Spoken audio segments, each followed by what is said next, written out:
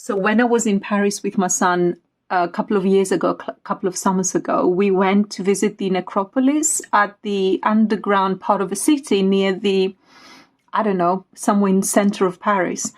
And there was an hour-long walk in a necropolis, which was basically taking the bones from thousands and thousands of tombs in the city, put underground, because they wanted to make sure that it doesn't, keeps off disease and the kind of like, that the tombs didn't take over, right? And the dead population didn't take over.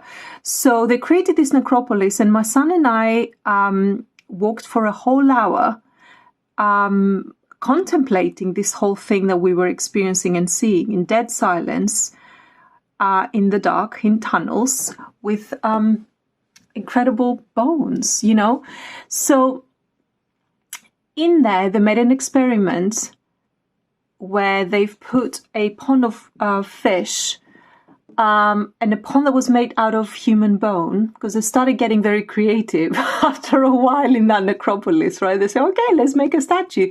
There was an obelisk in there. So let's get creative, right? And they created a pond with the water, and they wanted to see if the fish would survive. And they noticed they did survive, maybe not had a full life, but they've never really managed to procreate. They never managed to give life. And this is a great metaphor, because I was having this conversation with a client 2 months ago around something they were really struggling to let go. And I brought a really killer metaphor that was really kind of like, she said it was just such a powerful shock to the system to have that metaphor. Imagine something in your life that you're not quite letting go of, right? For whatever reason, you're finding it difficult, and you've outgrown it, it doesn't have any nutritional value for your life, and the only reason you're holding on to it is codependence or just whatever the factor is for you. We're not going to analyze it now. Imagine that very thing being a dead body in your home. What do you think would happen? You might just try in one corner. You're not able to take it out of your room. You have it rotting in your room. Imagine the stench.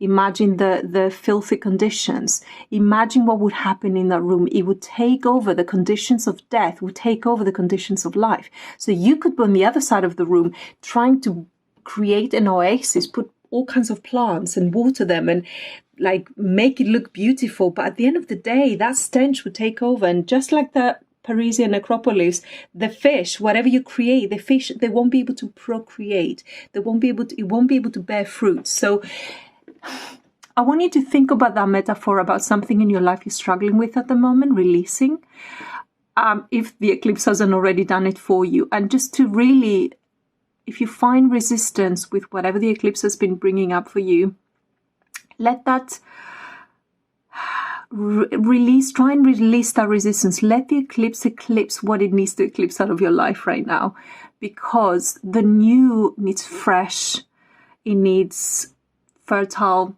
conditions, earth's fertile soil, and conditions, living conditions. It needs new in order to thrive and bless you in your life.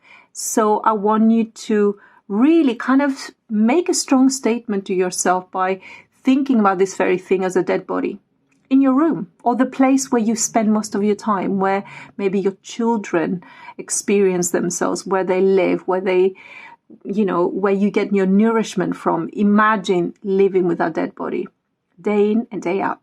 How would you react then? How would that make you think about the thing you are resisting releasing? Would you still keep it there, or would you do something about it?